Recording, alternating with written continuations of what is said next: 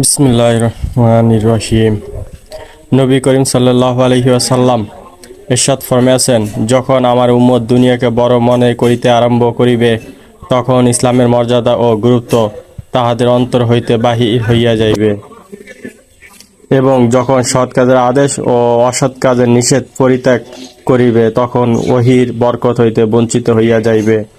আর যখন একে অপরকে গালিগালাজ করতে শুরু করিবে, তখন আল্লাহ তাআলার দৃষ্টি হইতে পড়িয়া যাইবে। হে জাতির উন্নতিকামী বন্ধুগণ, ইসলাম ও মুসলমানের উন্নতির জন্য তো সকলেই চেষ্টা করিতেছে, কিন্তু উহার জন্য যে সব পন্থা অবলম্বন করা হইতেছে, সেইগুলি অধঃপতনের দিকে লইয়া যাইতেছে।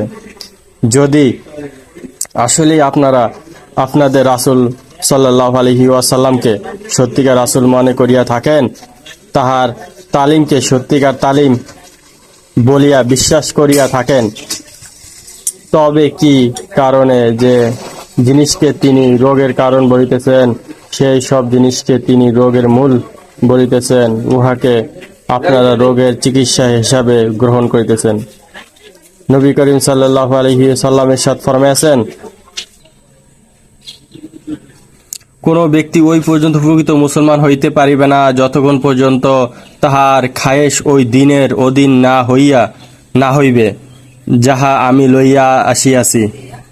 কিন্তু আপনাদের অভিমত হইল, ধর্মের বাধাকে মাঝখানে হইতে উঠাইয়া দেওয়া হোক, যাহাতে আমরাও অন্যান্য জাতির মতো উন্নতি করিতে পারি। আল্লাহ পাক বলেন, অর্থাৎ যে ব্যক্তি আখিরাতের ফসল চায়, আমি তাহার ফসলে উন্নতি দান করিব, আর যে ব্যক্তি দুনিয়ার ফসল চায়, আমি তাহাকে দুনিয়া হইতে সামান্য কিছু দিব, কিন্তু আখিরাতে তাহার কোনো অংশই নাই। হাদিস শরীফে আছে, যে মুসলমান আখিরাতকে নিজের লক্ষ্যবস্তু বানাইয়া লয়, আল্লাহ তাআলা তাহার অন্তরকে ধনী বানাইয়া দেন এবং দুনিয়া অপদস্থ হইয়া তাহার নিকটে হাজির হয়। আর যে ব্যক্তি দুনিয়াকে আপন লক্ষ্যবস্তু বানাইয়া লয়, সে বিভিন্ন রকমের পেরেশানিতে লিপ্ত হয়, আর দুনিয়া হইতে যতটুকু তাহার ভাগ্যে নির্ধারিত হইয়াছে, উহার চাইতে অধিক সে পাইতে পারে না। হুজুর সাল্লাল্লাহু আলাইহি ওয়াসাল্লাম উক্ত আয়াত তেলাওয়াত করিয়া ইরশাদ করিয়াছেন যে, আল্লাহ তাআলা ইরশাদ করেন, হে আদম সন্তান, তুমি আমার ইবাদতের জন্য অবসর হইয়া যাও, আমি তোমার অন্তরকে চিন্তামুক্ত করিয়া দিব এবং তোমার অভাব দূর করিয়া দিব। আর যদি তাহা না করো, তবে তোমার অন্তরকে শত শত পেরেশানি দ্বারা ভর্তি করিয়া দিব এবং তোমার অভাবও দূর করিব না। ইহা তো হইল আল্লাহ ও তাহার রাসূলের কথা। আর আপনাদের অভিমত হইল, উন্নতির ক্ষেত্রে মুসলমানরা এই জন্য পিছনে পড়িয়া রইয়াছে যে, উন্নতি ও অগ্রগতির জন্য যে পন্থাই অবলম্বন করা হয়, মোল্লারা উহাতে বাধা সৃষ্টি করে।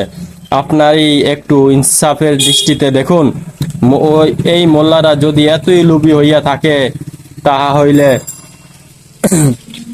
আপনাদের উন্নতি তো তাহাদেরই খুশি ও আনন্দের কারণ হইবে। কেননা আপনাদের ধারণা মতে তাহাদের রুজি যখন আপনাদের দ্বারাই আসে, তখন যে পরিমাণ পার্থিব উন্নতি ও সচ্ছলতা আপনাদের হইবে, উহা তাহাদেরও উন্নতি ও সচ্ছলতার কারণ হইবে। কিন্তু এতদ সত্ত্বেও এইসব স্বার্থপর মোল্লাগণ আপনাদের বিরোধিতা করেন। নিশ্চয়ই কোনো অপারগতার কারণে বাধ্য হইয়া তাহারা দুনিয়ার লাভকে বিসর্জন দিতেছেন এবং আপনাদের মতো দরদি বন্ধুদের হইতে দূরে সরিয়া যেন নিজেদের দুনিয়া নষ্ট করিতেছেন। এই বন্ধুগণ, একটু চিন্তা করিয়া দেখুন, যদি এই মোল্লাগণ এইরূপ কোনো কথা বলেন যাহা কুরআন পাকেও স্পষ্ট উল্লেখ আছে, তবে শুধুমাত্র জিদ ও হিংসার বশীভূত হইয়া উহা হইতে মুখ ফিরাইয়া নেওয়া সুস্থ জ্ঞানেরই শুধু বিপরীত নয়, বরং ইসলামের শানেরও খেলাফ। কারণ এই মোল্লারা যতই অনুপযুক্ত হন না কেন, যখন তাহারা আল্লাহ ও রাসূল সাল্লাল্লাহু আলাইহি ওয়াসাল্লামের পরিষ্কার বাণীসমূহ আপনাদের নিকট পৌঁছাইতেছেন, তখন এইগুলোর ওপর আমল করা আপনাদের ওপর ফরজ। অমান্য করিলে অবশ্য জবাবদিহি করিতে হইবে। চরম পর্যায়ের বোকা মানুষও এই কথা বলিতে পারে না যে সরকারি আইনের এই জন্য কোনো পরোয়া করি না, যেহেতু ঘোষণাকারী একজন ম্যাথর ছিল। আপনাদের জন্য ইহাও বলা উচিত নয় যে এই মোল্লারা ধর্মীয় কাজে সীমাবদ্ধ থাকার দাবি করা সত্ত্বেও সর্বদা দুনিয়ার মানুষের নিকট সওয়াল করিয়া থাকেন। কেননা আমার যতটুকু ধারণা, প্রকৃত আলেম কখনো নিজের জন্য সওয়াল করেন না, বরং যিনি যে পরিমাণ আল্লাহর ইবাদত মগ্ন থাকেন, তিনি হাদিয়া গ্রহণ করিবার ক্ষেত্র সেই পরিমাণ অমুখাপেক্ষী হইয়া থাকেন। হ্যাঁ, কোনো দিনই কাজের জন্য সওয়াল করিলে তিনি নিজের জন্য সওয়াল না করার যে সওয়াব পাইতেন, তাহা অপেক্ষা ইনশাআল্লাহ বেশি সওয়াবের ভাগী হইবেন। অনেকেই বলিয়া থাকেন দিন ইসলামের বৈরাগ্য বা সংসার ত্যাগী হওয়ার কোনো শিক্ষা নাই, বরং ইহাতে দিন ও দুনিয়ার উভয়টিকে সমান পর্যায়ে রাখা হইয়াছে। আল্লাহ তাআলা কুরআনে বলিয়াছেন, হে পরওয়ারদিগার, তুমি আমাদিগকে দুনিয়াতেও কল্যাণ দান করো এবং আখিরাতেও কল্যাণ দান করো এবং আমাদিগকে দোজখের শাস্তি হইতে রক্ষা করো। উক্ত দাবির সপক্ষে প্রমাণ হিসাবে এই আয়াতের ওপর খুবই জোর দেওয়া হয়, যেন পুরা কুরআন শরীফে আমলের জন্য শুধুমাত্র এই একটি আয়াতই নাজিল হইয়াছে। অথচ সর্বপ্রথম তো আয়াতটি ব্যাখ্যার অভিজ্ঞ আলেমের নিকট হইতে জানিয়ে লওয়া উচিত ছিল। এই জন্যই উলামে কেরাম বলেন, শুধুমাত্র শাব্দিক তর্জমা দেখিয়া নিজেকে কুরআনের আলেম মনে করা মূর্খতা শামিল। সাহাবে কেরাম রাদিয়াল্লাহু ও তাবিয়ান হইতে উক্ত আয়াতের ব্যাখ্যা প্রসঙ্গে যাহা বর্ণিত হইয়াছে তাহা নিম্নে উল্লেখ করা হইল। হযরত কাতাদাহ রাদিয়াল্লাহু বলেন, দুনিয়ার কল্যাণের অর্থ হইল সুস্বাস্থ্য ও প্রয়োজন পরিমাণ রিজিক। হযরত আলী রাদিয়াল্লাহু বলেন, ইহা অর্থ নেক বিবি। হযরত হাসান বসরি রাদিয়াল্লাহু বলেন, ইহার অর্থ এলেম ও ইবাদত। সুদী রহমতুল্লাহ আলাইহি বলেন, ইহার অর্থ পবিত্র মাল। হযরত ইবনে ওমর রাদিয়াল্লাহু হইতে বর্ণিত অর্থ হইল নেক সন্তান ও মখলুকের প্রশংসা। হযরত জাফর রাদিয়াল্লাহু হইতে বর্ণিত অর্থ হইল স্বাস্থ্য, যথেষ্ট পরিমাণ রিজিক। আল্লাহ কালামের অর্থ বুঝিয়া পড়া, শত্রুর ওপর জয়লাভ করা এবং নেক লোকের সঙ্গ লাভ করা।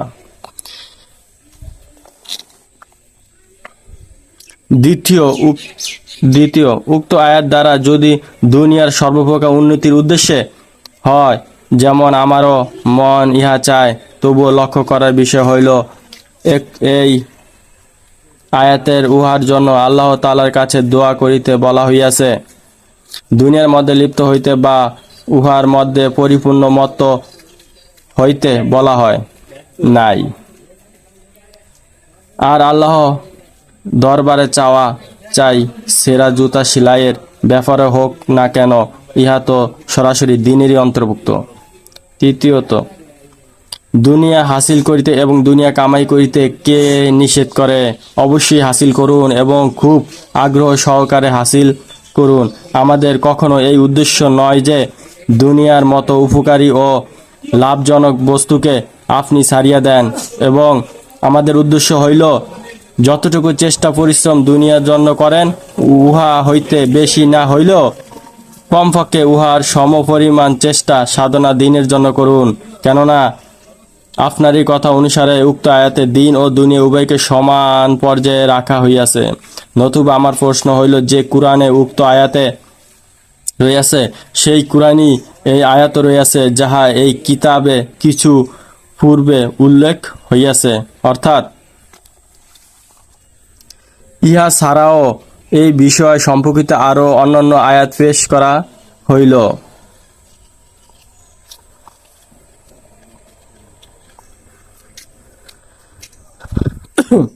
নিম্নে উপরোক্ত আয়াতসমূহের ধারাবাহিক তর্জমা দেওয়া হইল। যে ব্যক্তি আখিরাতের ফসল চায় আমি তাহার ফসল বৃদ্ধি করিয়া দেই, আর যে ব্যক্তি দুনিয়ার ফসল চায় আমি তাহাকে উহা হইতে কিছু অংশ দান করি, আর আখিরাতে তাহার কোনো অংশ নাই। 2 নম্বরে, যাহারা ক্ষণস্থায়ী দুনিয়া চায় আমি দুনিয়াতে তাহাদের মধ্যে যাহাকে ইচ্ছা এবং যতখানি ইচ্ছা দিয়া থাকি, অতঃপর তাহার জন্য যে জাহান্নাম তৈরি করিয়া রাখিয়াছি উহাতে সে পর্যুদস্ত ও অপদস্থ হইয়া প্রবেশ করিবে।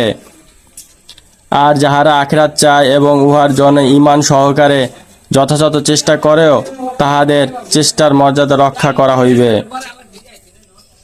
উহা দুনিয়াবী জীবনের ভোগ সামগ্রী মাত্র এবং একমাত্র আল্লাহর নিকটই রইয়াছে সুন্দর পরিমাণ। উহা দুনিয়াবী জীবনের ভোগ সামগ্রী মাত্র এবং একমাত্র আল্লাহর নিকটই রইয়াছে সুন্দর পরিমাণ। 4 নম্বর, তোমাদের মধ্যে কেউ দুনিয়া চায় আবার কেউ আখিরাত চায়।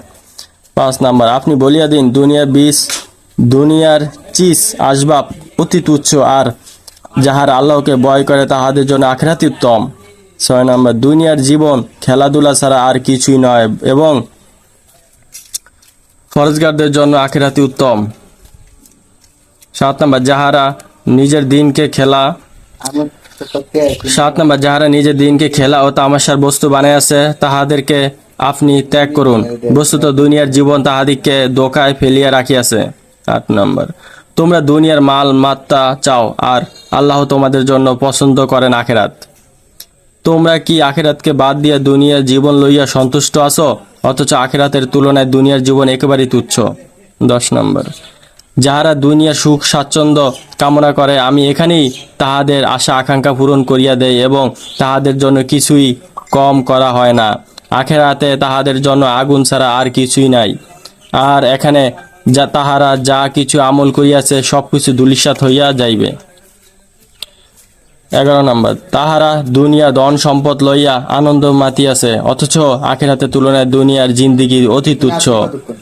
12 নম্বর, তাহাদের ওপর আল্লাহর অভিশাপ এবং তাহাদের জন্য রইয়াছে বিরাট আযাব, কেননা তাহারা আখিরাতের মোকাবেলায় দুনিয়াকে পছন্দ করিয়াছে। উপরোক্ত আয়াতগুলো ছাড়াও আরো অনেক আয়াত এমন রইয়াছে যেগুলোর মধ্যে দুনিয়া ও আখিরাতকে পরস্পর তুলনা করা হইয়াছে। এখানে সমস্ত আয়াত পেশ করার উদ্দেশ্য নয় এবং প্রয়োজন নাই, কেবল নমুনা স্বরূপ মাত্র কয়েকটি আয়াত সংক্ষিপ্ত আকারে লিখিয়া দেওয়া হইল।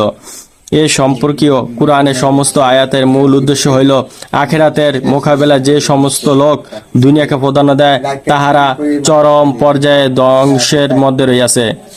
যদি দুনিয়া ও আখিরাতের উভয়টিকে আপনি সামলাইতে না পারেন তবে তো শুধু আখিরাতেই প্রাধান্য পাওয়া উপযুক্ত।